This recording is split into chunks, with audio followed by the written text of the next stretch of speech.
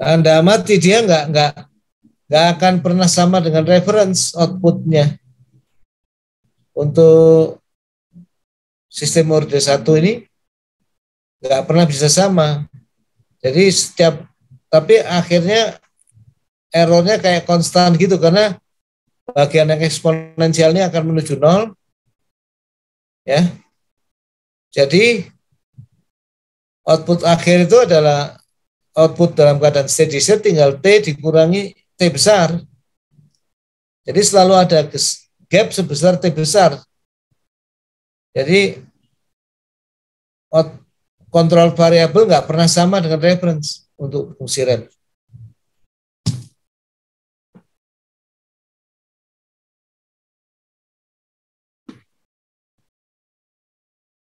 Nah, itu.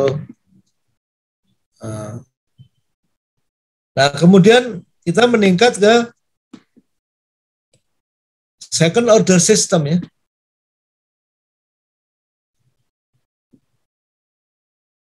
Ini contohnya, langsung contoh aja servo system. Motor lah ya. Servo itu paling gampang ya. Kalau Anda bayangin meriam itu. Untuk mencapai sudut tertentu. Namanya sistem servo itu. Nah, biasanya persamaannya pakai hukum Newton ini ya, tapi hukum Newton untuk rotasi ya. Di mana C itu adalah posisi sudut ya. C dot itu kecepatan sudut, C double dot ya percepatan sudut. C itu apa? Momen inersia, B itu gesekan, koefisien gesekan. Ya, friction. T itu torsi input ya. Sinyal kontrolnya biasanya sudah ditorsi ini T ini. Nah ini plannya ini CT per TS itu plannya. Plannya di sini motor servo. Persamaan plan. CT per TS ya. T-nya torsi, C-nya kontrol variabel. Dalam hal ini adalah posisi sudut output. Nah, akhirnya persamaan dasar motor servo bisa diperoleh ini. Ini plannya ya, motornya, motor servo ini. Nah, nanti ini dikasih feedback seperti pada gambar A ya. ABC ini. Nah, ini ada feedback, terus ada kok ini di sini digunakan controller proporsional K, ya, bukan relay tapi hanya pengali berarti controller proporsional. Jadi blok diagramnya menjadi seperti 5B. Nah, K ini kalau digabung sama plan motor itu ya jadinya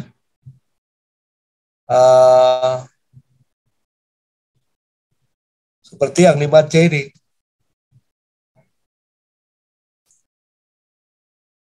Nah, akhirnya kalau diturunkan dapatlah Anda CS per RS yaitu transfer fungsi. Closed loop transfer function. CS per RS itu adalah closed loop transfer function. Ini dapatnya. Nah, sebelum saya lanjutkan, ini saya kecilin, tolong Anda catat dulu. Ini kelihatannya bakal jadi soal ujian akhir ya. Jadi Anda paling enggak sistem kontrol tahu ini. Kontrol servo. Orde 2. Tolong gambarkan ini, terus turunkan sampai dapat CS per RS ini. Ya. Cepet toh. Pakai persamaan itu aja, CS per RS kan tadi udah saya kasih itu GS per 1 plus GS kalau feedbacknya tidak ada HS-nya. Jadi tinggal GS-nya ya ini K per S dalam kurung JS plus B ini. Ya, saya kasih waktu 5 menit untuk mencatat dan menurunkan ya di catatan yang nanti Anda kumpulkan.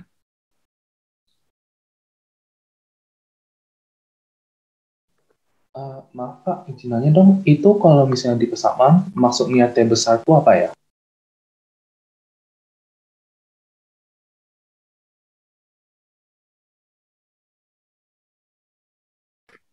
Apa nih? Kalau di persamaan, T besar itu artinya apa ya? Torsi. Ini masukan yang ke motor tuh. Torsi. Kalau misalnya buat yang first order, artinya T itu apa ya? Udah torsi juga kah? Ya, T besar itu torsi itu yang memutar. Torsi itu gaya rotasi, Cik. Ya, plannya itu masukannya nanti gaya rotasi gitu. Jadi ini plannya, inputnya torsi, outputnya sudut gitu. Kalau biasanya kan kalau yang bukan putaran tapi X itu kan inputnya gaya, outputnya posisi. Ini posisinya posisi sudut, gayanya gaya putar yang biasa kita sebut torsi itu. Momen ya, momen gaya atau momen ya. Nah, nanti secara fisik penghasil torsinya apa? Nah, itu good question. Nah, belum kita bahas dulu. Perlu dipikirkan apa yang bisa menghasilkan momen.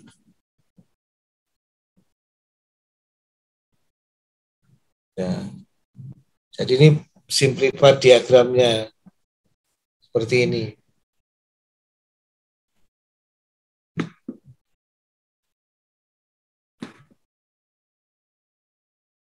Kita lanjutkan ya. Nah, nanti kalau diturunkan CS per RS-nya dengan diagram seperti ini, kita peroleh seperti persamaan nomor 9 ini. Ini kembali Anda bisa pakai rumus GS per 1 plus GS itu. Nah, ini kalau Anda pakai rumus ABC untuk faktorisasi, S yang di bawah ini, Anda peroleh penyebut ini bisa difaktorisasi jadi bentuk seperti ini. Ini pakai rumus ABC. Nah, itu Anda coba ya. Silahkan sambil dicatat. Nah, di situ mulai muncul poolnya ya. Jadi nanti poolnya itu bentuknya seperti apa, karakternya seperti apa, itu tergantung yang di dalam akar. Kalau di dalam akar itu positif, poolnya akan menjadi dua pool real yang berbeda. Tapi kalau yang di dalam akar itu negatif, poolnya menjadi dua pool kompleks sekawan. Karena akar negatif nanti keluar I itu ya. Nah, ya. Ada satu kasus lagi. Kalau yang di dalam akar itu 0, maka akan ada dua akar kembar. Poolnya itu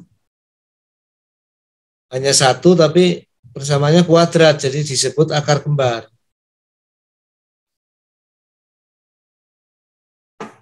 Nah, untuk kemudahan biasanya ini K per J itu karena dia bilangan positif ditulis sebagai suatu bilangan positif kuadrat, omega n kuadrat. B per J itu ditulis sebagai 2 zeta omega n. Ya.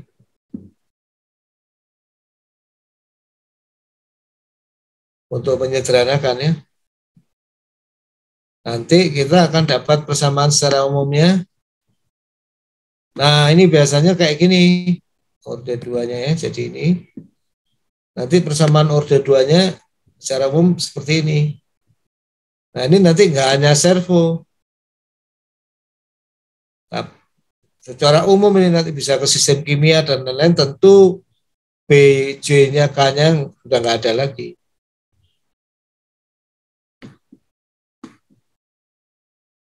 Jadi bentuk umumnya persamaan orde 2 dalam sistem kendali itu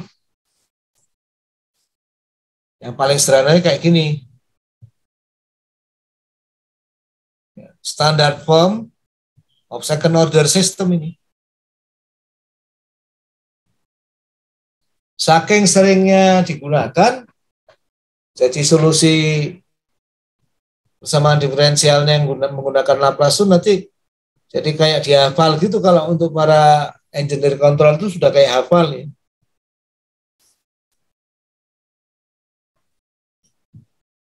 Nanti tergantung zeta sama omega n ini. Kenapa? Nanti solusinya akar-akarnya hanya tergantung zeta aja. Pertama kasus under dam ya. Kalau zetanya itu antara 0 sampai 1. Ya. Ini kan B-nya 2 zeta omega n, C-nya omega n kuadrat, A-nya 1. Jadi B kuadrat min 4AC-nya itu yang perlu kita lihat kan diskriminannya ini ya. B kuadrat dikurangi 4AC. B-nya itu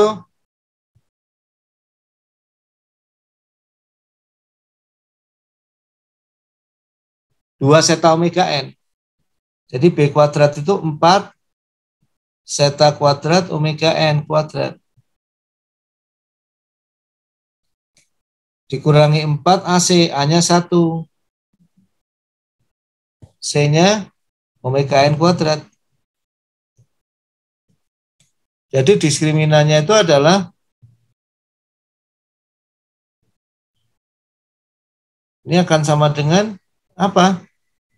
4 omega n kuadrat dalam kurung zeta kuadrat dikurangi 1.